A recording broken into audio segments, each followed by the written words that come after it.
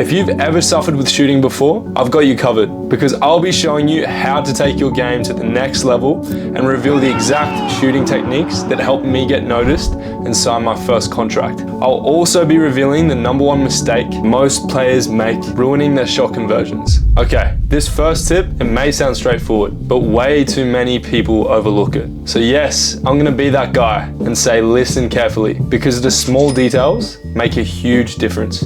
I'm talking about positioning your planted foot, most commonly a few inches from the ball. But honestly, it's best to experiment and see what works best for you. The next tip, keeping your approach smooth and minimizing stutter steps. My key tip is to bring your chest over the ball. This can help you avoid giving it too much elevation. Please remember to use your arm to drive balance and control.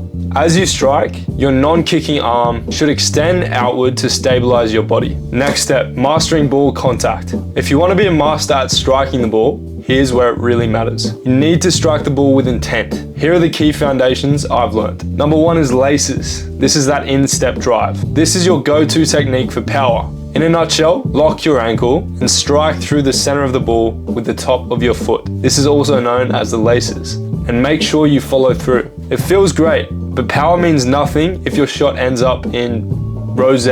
So make sure you put in the reps to learn how to aim with this technique. I'll also share a drill later on which is great for this. Next technique, in-step curl. If you've ever hit a finesse shot on FIFA, you know exactly what I'm talking about. Striking with the instep of your foot between your laces and the side gives the ball spin. This is perfect for bending it around defenders and keepers. Next up, side foot placement. This is the most common type of finish I think you'll see. It trades power for precision, allowing you to slot the ball into the corners past the goalkeeper. Think of players like Messi who consistently use this over power. Next, volleys and half volleys. For volleys, you'll want to keep your eye closely on the ball. Time the strike cleanly and use your laces for power or the inside for placement. And half volleys, they're going to need quick reactions. So hit it just after the bounce for a controlled grass cutting strike. So now we need to make sure we get that power down pat, because if you're struggling to get enough behind your shot, here's why. Momentum matters. Your run-up should generate power, not kill it.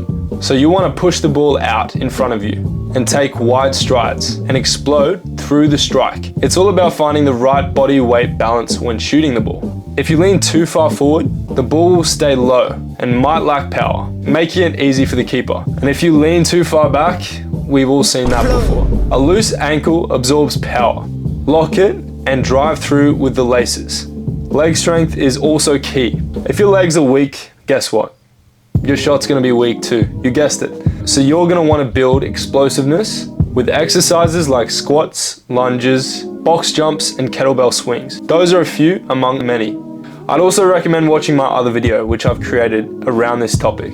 Remember this, power isn't just about kicking the ball hard. It's about efficient technique and body mechanics working together. Here's when most players honestly go wrong. They watch a few compilations on YouTube and then they begin to think every shot needs to be a rocket, whereas in reality, placement beats power a lot of the time, if not majority. So it's about recognizing when to place the ball into the corner instead of blasting it. Simple as that. Obviously, techniques should vary for each situation. So you'll need to identify when to use accuracy over force. And here's how to do exactly that. Play lots of small-sided games. I know you've heard it before, but it is so important to develop that knowledge. So these can include 3v3s, 5v5s, where placement is crucial due to limited space. These are also great because you'll get more time and opportunity on the ball. Next, you should definitely put aside some time to study the greats of the game, like your Harry Kanes, your Haalands, and watch when they pass the ball into the net instead of just smacking it. And for those of you guys who are training individually, trust me, I'll give you some exercises later on which you can use yourself. You want to make sure to develop that 5-star weak foot. So how do you do that, you might ask? Well, a strong weak foot forces defenders and goalkeepers to respect both sides of your game.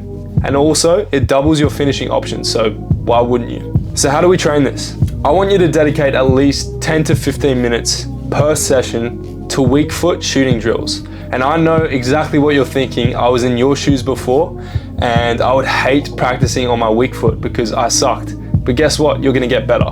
Developing an unstoppable mentality will change your game, no matter what position. If you hesitate or doubt yourself, the shot is already lost. The average shooter doesn't really do anything to improve their game, and the baller consistently practices both physically and mentally. So that's training drills both on and off the pitch. This can include things such as visualization, for example. You can visualize the ball hitting the back of the net before you've taken the shot, and genuinely it works. It's been scientifically proven. Just remember that players like Messi, Ronaldo, and Mbappe, they miss their shots too, at times, but they don't dwell on them.